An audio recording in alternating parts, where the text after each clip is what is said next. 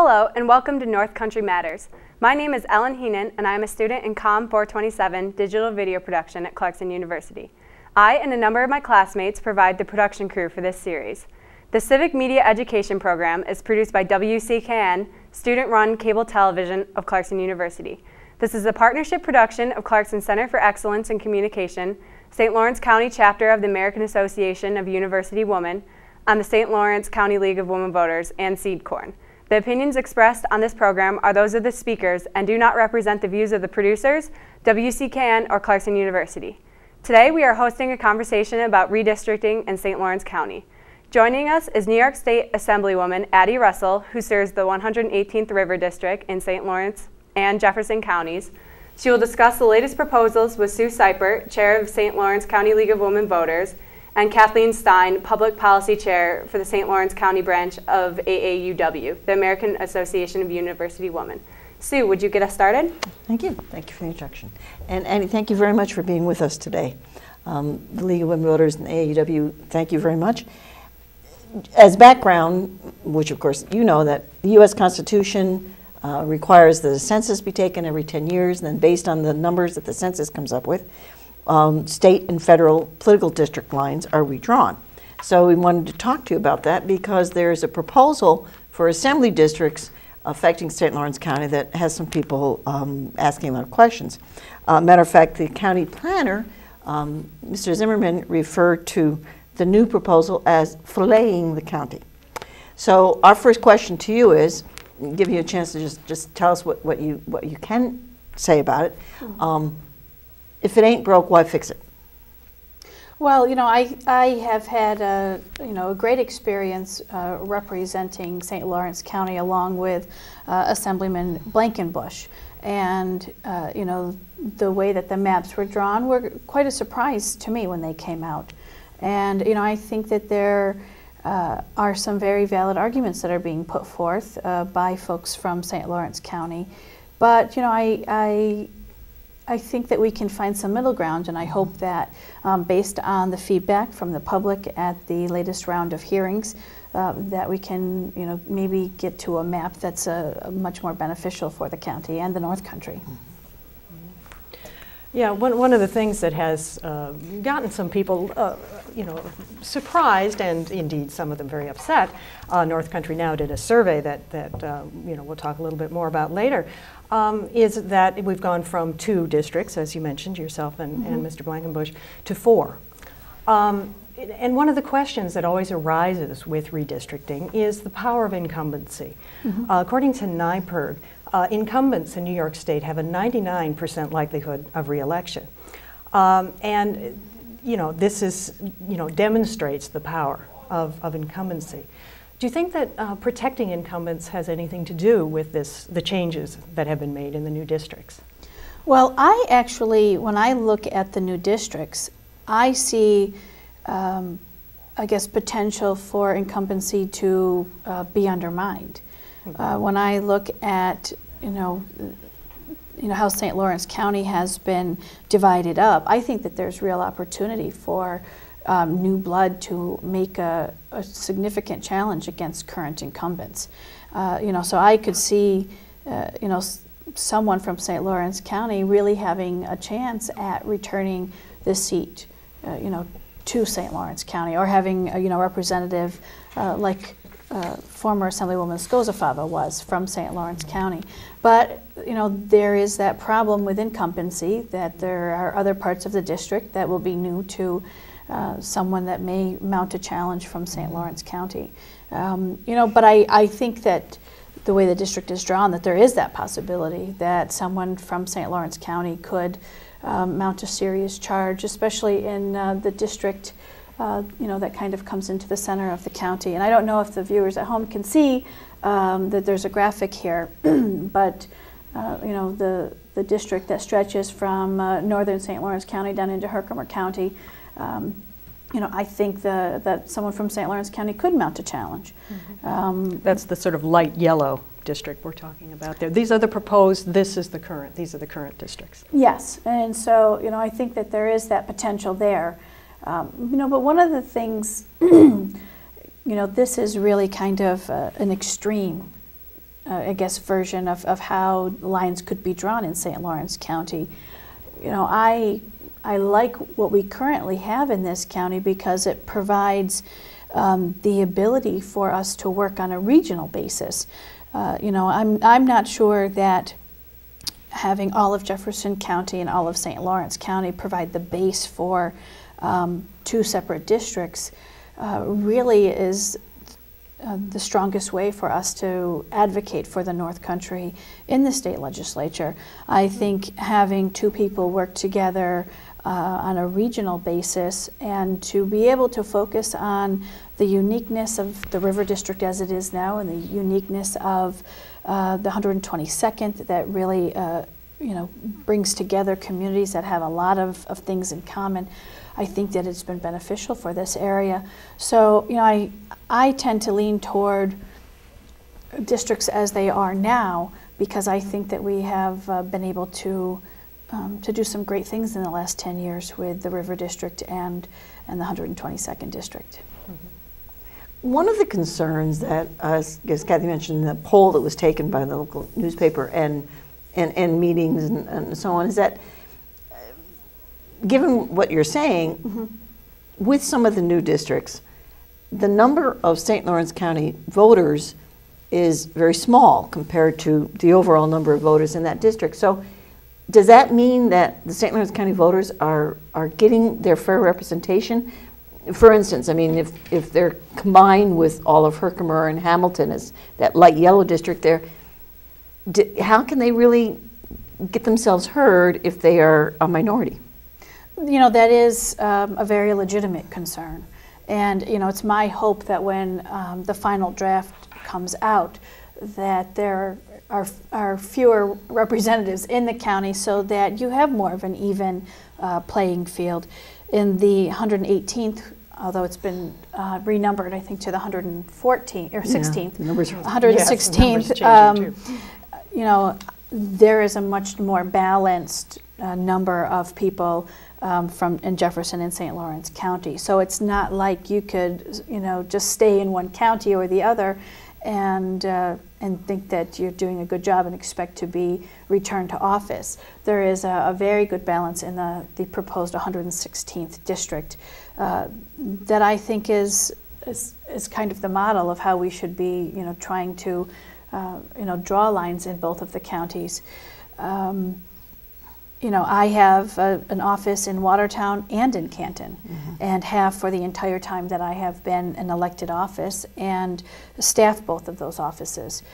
You know, so, you know, at this point, you know, I intend to continue mm-hmm. that and to only strengthen the Canton office and the hours that are covered mm-hmm. there. Mm-hmm. But, you know, I think there is legitimate concern that if the lines stay the way that they are, that the other representatives will not be able to be in county as often as, mm-hmm. say, I can, living, you know, just 45 minutes away from Ogdensburg or Canton. Yeah. You know, Mr. Butler, who, and again, I don't have the numbers right, but he's the person who would be coming from all the way to the bottom of that yellow, all the way up to Norfolk, and he has said, quote, he thinks it's unfair to the people of St. Lawrence County because they're just not going to be able to get the representation. He doesn't see himself being able to be present enough and so on. Though I see what you say about the regionalization. But I think this map goes a little too far when you're talking about regionalization. But I also think it's unfortunate that you know, someone would say that they will not be coming up. You know, really at the outset of their representation, there's a tremendous amount of need here in St. Lawrence mm-hmm. County that needs mm-hmm. to be addressed, and I, you know, would hope that folks would approach public service to St. Lawrence mm-hmm. County as more of a team effort, and that, you know, they would, you know, specifically work to ensure that they come to St. Lawrence mm-hmm. County. You know, one would think that they should have a grasp on, you know, their immediate, you know, area where mm-hmm. they live, and that, you know, they could, you know, easily find ways to spend time in the North Country. You know, we're a beautiful area. I don't know why you wouldn't want to come. You know, I drive, you know, at least 2 hours, you know, end to end of the district. I'm doing it today. It can be done.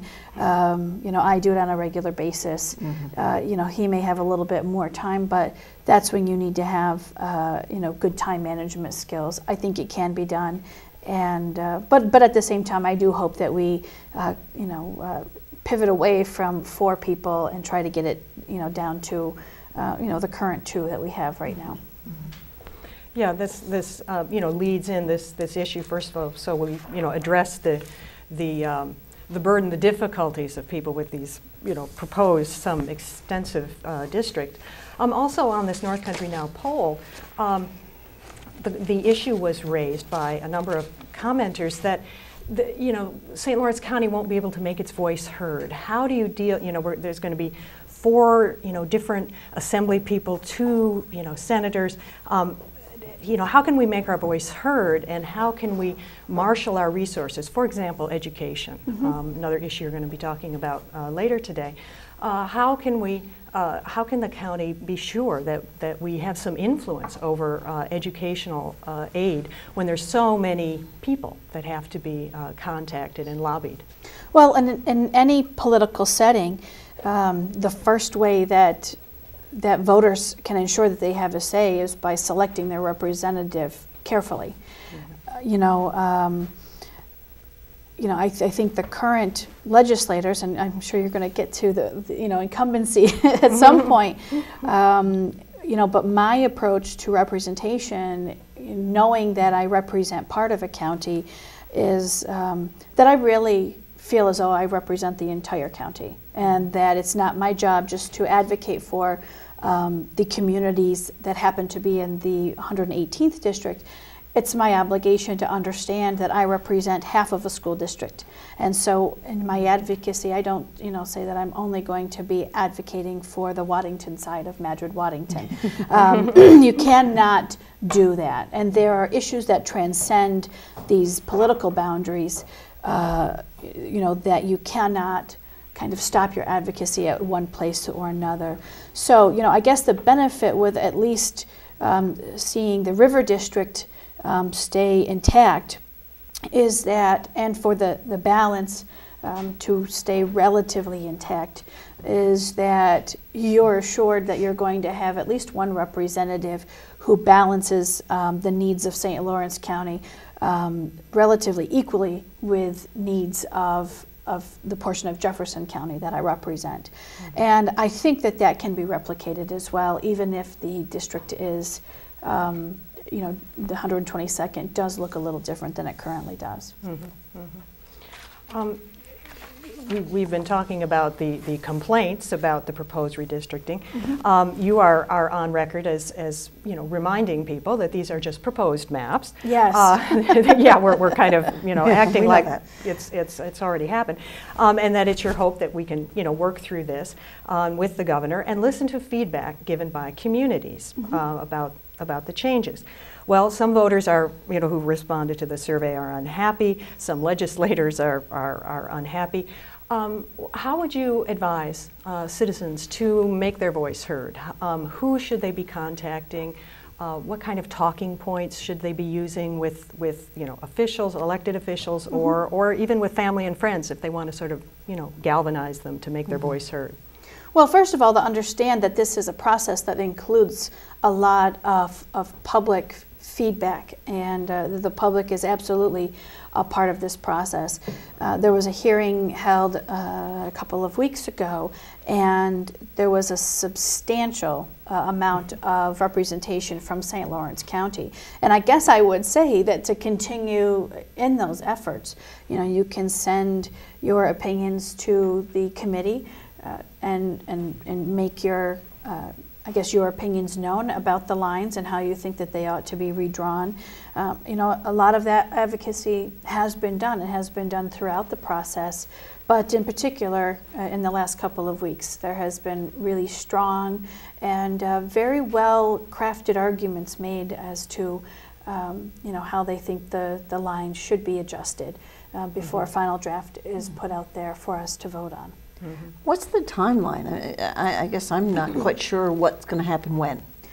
Well, I'm prepared for, another set of maps to come out in the very near future.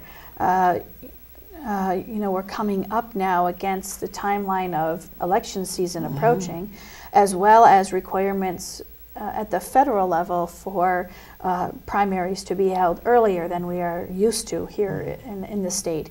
And so, I'm hopeful that we'll see an adjustment based on the feedback that has been given by the public in the very near future, because we do have to make decisions in a relatively quick manner. And it looks like the election season is going to be changed this year. And so that adds to the urgency of finalizing the maps so that candidates or potential candidates can make decisions in the near future. Can you just keep going on that? Say, who needs to hear it, and who's going to make the adjustments, and then how does that get finalized? Can you walk us through that? Well, I expect that the legislative committee that has put these draft lines out are the ones that will then be presenting a revised map, and I think that needs to be done fairly quickly. So contact the LAT4 committee, as the acronym is. Yes. They do have a website where and viewers should know. You can go to that website. You can look at county by county, district by district, old, new lines. So they can be contacted directly. Yes. And you would advise that. Would you suggest also contacting the governor, because Governor Cuomo has suggested that if the lines are not meeting, to his satisfaction, he has threatened a veto? Writing to both is something that's absolutely recommended. There are, several actors that are involved in this process, and you should absolutely reach out to all of those that have an ability to impact the process. And the governor is one of those, folks that is part of this process, and should be contacted if you're wanting to impact the process. Absolutely. Maybe just we'll ask you to you have the final word, but one of the things that was talked about when the governor was being elected, and others have talked about, is that there would be an independent commission. That didn't happen. But now there's also talk about making it part of the New York State Constitution for next time, for the 2020. So what likelihood do you think that we're going to see something of that nature change? Well, I think that we'll look at putting into law some revisions to the current process. I think that's pretty much a foregone conclusion at this point. But I will admit that I have had some reservations about the way that it's been presented in the past as a way to revise the process. I don't believe that there really is any way that you can take politics out of this process at all. And I'm not sure that a so-called nonpartisan commission will actually be any less partisan than the current process.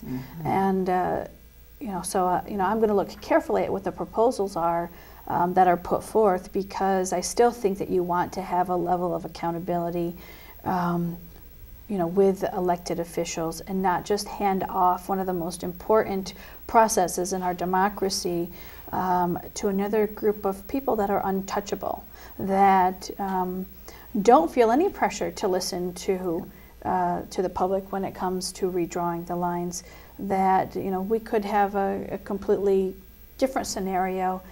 They could be, I guess, filleting up St. Lawrence County into far more little pieces. And I don't think that I don't think that what has been talked about as a nonpartisan process can ever happen in an inherently political environment. So I think we have to be careful and ensure that we build in checks and balances to assure that there is a very healthy way for the public to comment and be part of the process. I see. That's an aspect of that I hadn't heard expressed before. That's very interesting, because as you say, an appointed committee, technically nonpartisan, is always going to have been appointed by somebody.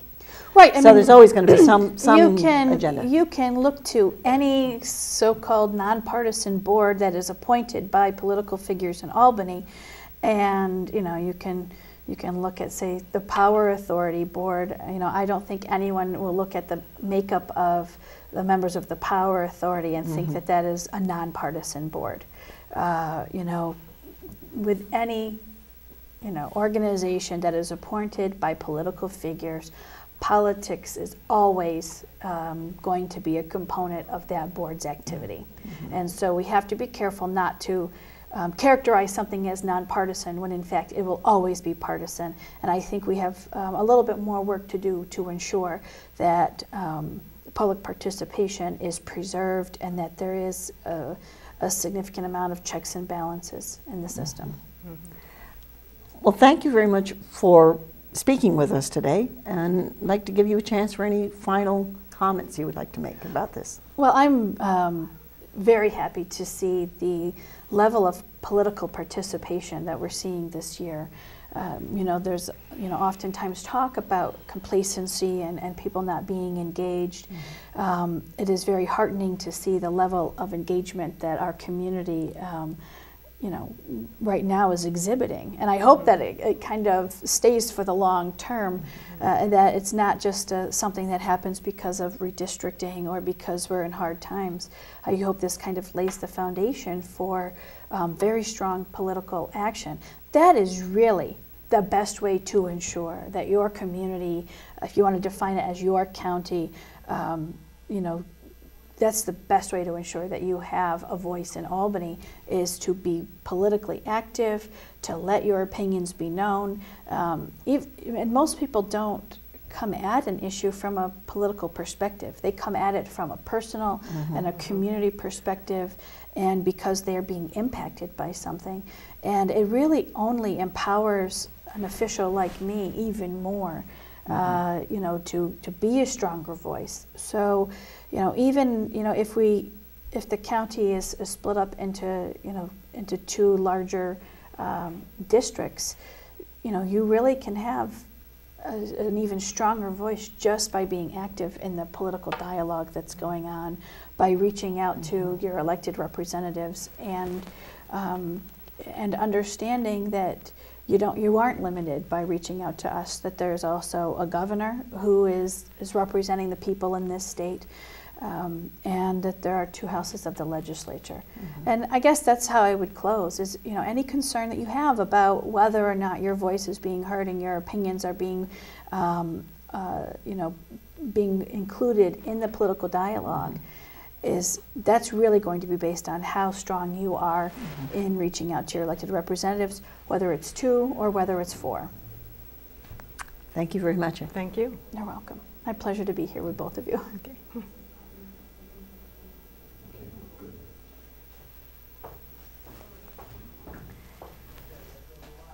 I'm sorry, but we're out of time. On behalf of the organizers, I'd like to thank you all for taking the time to speak with us and for your willingness to participate in the local civic media program. And until the next time, remember, our North Country matters. Thank you. Thank you. Great.